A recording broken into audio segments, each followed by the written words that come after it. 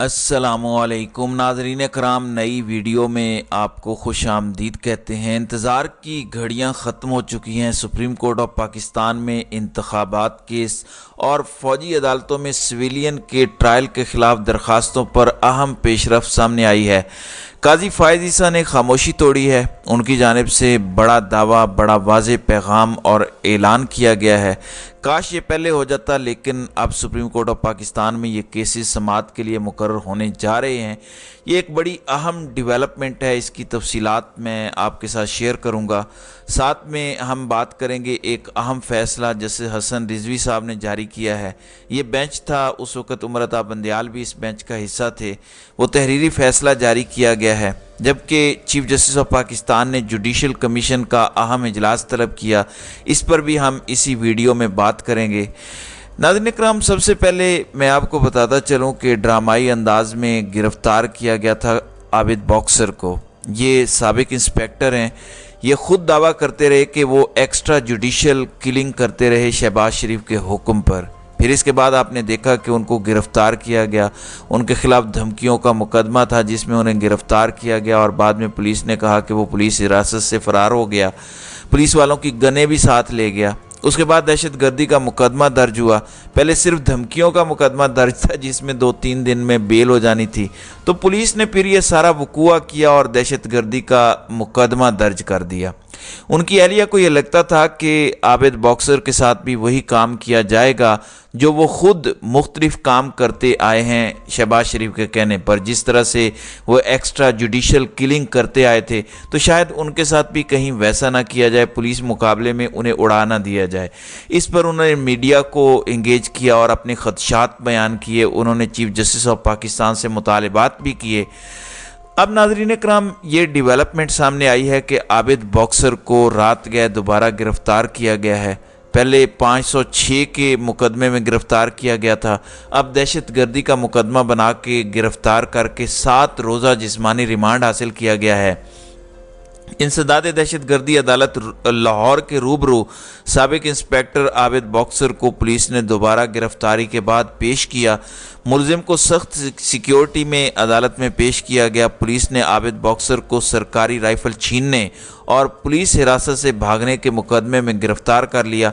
अब आप देख लें, जब आबिद बॉक्सर खुद पुलिस ऑफिसर थे, वो भी यही काम करते थे और उनके साथ अब वही काम हो रहा है। पुलिस फिर किस तरह से वकूए बनाती है और किस तरह से सारा काम डालती है, वो आपके सामने है।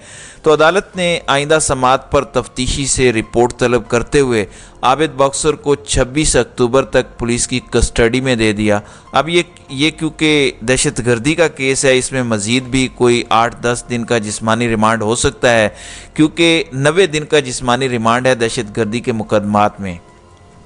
दूसरी जानिब चीफ जस्टिस ऑफ पाकिस्तान ने जुडिशल कमीशन का इजलास तलब किया है। चीफ जस्टिस ऑफ पाकिस्तान की जानिब से कायम मकाम chief justice Sindh high court Irfan Sadat का नाम तजवीज़ किया गया है बतौर जज सुप्रीम कोर्ट। हालांकि उनसे सीनियर जजेस हैं जो लाहौर हाई कोर्ट के चीफ जस्टिस हैं अमीर खान भट्टी, वो सीनियर हैं, चूँकि काजी फ़ाइज़ ईसा उन जजेस में से हैं बतौर मेंबर जो जुडिशल कमीशन को बार बार खतूत लिखा करते थे और सीनियरिटी की बातें फरमाया करते थे। अब अगर सीनियरिटी को देखा जाए तो सीनियरिटी में chief justice Lahore high court और फिर उसके बाद chief justice Balochistan high court के हैं, लेकिन वो सीनियरिटी की बजाय नीचे से सिंध हाई कोर्ट के कायम मकाम चीफ जस्टिस को, जो कि सिंध हाई कोर्ट में सीनियर जज हैं, उनका नाम उन्होंने तजवीज़ किया है, इरफान सादात का नाम। चीफ जस्टिस की सरबराही में जुडिशल कमीशन का अब ये अहम इजलास कल होगा। सुप्रीम कोर्ट में इस वक्त 2 जजेस की असामियाँ खाली हैं। हाई कोर्ट के जजेस की सुप्रीम कोर्ट तैनाती के लिए तरीक़ाकार पर तजावीज़ भी तलब की गई हैं और जुडिशल कमीशन मेंबरान की तजावीज़ पर भी इजलास में गौर होगा। और इसमें यह भी कहा गया है कि अडहाक बुनियादों पर डायरेक्ट वकला में से सुप्रीम कोर्ट के जजेस तैनात किए जाएं और ये शिक ख़त्म होनी चाहिए कि जो हाई कोर्ट का सीनियर होगा वही सुप्रीम कोर्ट आ सकेगा। अगर कोई एलिजिबल है और वो हाई कोर्ट का जज नहीं है तो उसको डायरेक्ट भी सुप्रीम कोर्ट का जज बनाया जा सकता है। मेरे ख्याल में आप हाई कोर्ट से लें या डायरेक्ट लें, अगर काबिलियत मेयार है तो फिर तो बिल्कुल ठीक है, और अगर काबिलियत नहीं है تو آپ دیکھ لیں ہمارے ہاں کیسے کیسے ماضی میں بھی اور آج بھی ججز آ رہے ہیں جن کو فیصلہ تک لکھوانا نہیں آتا۔ دوسری جانب بڑی اہم پیش رفت سامنے آئی ہے، وہ سپریم کورٹ آف پاکستان میں الیکشن اور ملٹری کورٹ سے متعلق ہے۔ جنرل الیکشن سے متعلق پاکستان تحریک انصاف کی درخواست تھی، پاکستان تحریک انصاف کے ساتھ سپریم کورٹ بار ایسوسی ایشن کی درخواست تھی، پھر فوجی عدالتوں کے حوالے سے عمران خان اور اعتزاز احسن کی درخواست تھی، اسی طرح سابق چیف جسٹس جواد ایس خواجہ کی درخواست تھی۔ یہ وہ درخواستیں ہیں جن پر سماعت کے لیے قاضی صاحب نے اندیا دے دیا ہے۔ میں نے آپ کو بتایا تھا کہ کل سلمان اکرم راجہ نے درخواست دائر کی تھی ارلی ہیئرنگ کی کہ ہماری درخواستیں جلد سنی جائیں، کیونکہ سلمان اکرم راجہ ایک متاثرہ فرد کے وکیل ہیں جن کا بیٹا خود ملٹری کورٹس کے حوالے کیا گیا، ملٹری حکام کے حوالے کیا گیا۔ باقاعدہ طور پر سلمان اکرم راجہ نے کہا تھا کہ 3 اگست 2023 کا جو فیصلہ ہے سپریم کورٹ کا، اس میں اٹارنی جنرل آف پاکستان نے ریاست کے بہاف پر کمٹمنٹ دی تھی کہ ملٹری ٹرائل شروع نہیں کیے جائیں گے، لیکن ہمارے علم کے مطابق مختلف علاقوں میں ملٹری کورٹس نے ملٹری ٹرائل شروع کر دیے ہیں، جس کے حوالے سے ہم نے یہ درخواست دائر کی ہے۔ ہماری عدالت سے استدعا ہے کہ جلد از جلد آپ ہماری درخواستوں کو سماعت کے لیے مقرر کریں۔ تو اب اس میں اہم پیش رفت سامنے آئی ہے۔ سپریم کورٹ آف پاکستان میں ایک کیس کی سماعت تھی جس میں سپریم کورٹ آف پاکستان نے بڑے کیسز کی سماعت کرنے کا فیصلہ کیا۔ چیف جسٹس قاضی فائز عیسیٰ نے عام انتخابات اور فوجی عدالتوں کے کیس مقرر کرنے کا اندیا دے دیا ہے۔ پریکٹس اینڈ پروسیجر قانون پر فیصلہ نہ ہونے کی وجہ سے اب تک اہم مقدمات کی سماعت نہیں ہو سکی۔ چیف جسٹس آف پاکستان کی سربراہی میں 3 رکنی بینچ نے پاک عرب ریفائنری ملازمین کیس پر سماعت کی۔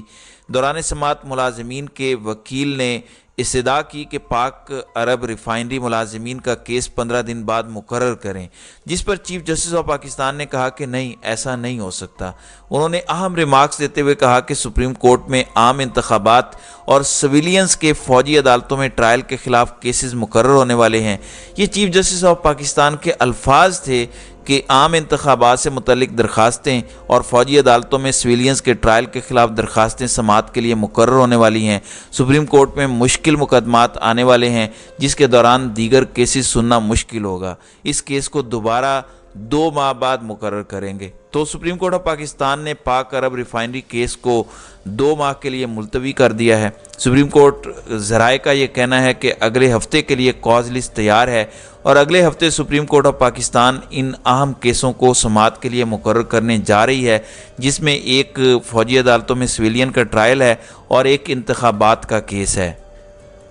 ناظرین اکرام، یہ دونوں کیسز پاکستان تحریک انصاف کے چیئرمین عمران خان اور کچھ دیگر درخواست گزاروں کے ہیں جن پر اگلے ہفتے اب سماعت ہوگی۔ مجھے امید ہے کہ وہ بھی فل کورٹ اگر بنائی جاتی ہے تو فل کورٹ میں پھر باقاعدہ طور پر لائیو کوریج اور لائیو سٹریمنگ بھی ہوگی تاکہ عوام الناس کو پتہ چل سکے کہ کس وجہ سے پاکستان میں بار بار الیکشنز کو ڈیلے کیا گیا ہے، نیز یہ بھی پتہ چل سکے کہ کیوں سویلینز کا ملٹری کورٹس میں ٹرائل کیا جا سکتا ہے جبکہ یہ انسانی حقوق کی بنیادی وائلیشن ہے۔ تو اب آنے والے دنوں میں یہ 2 اہم کیسز مقرر ہونے جا رہے ہیں۔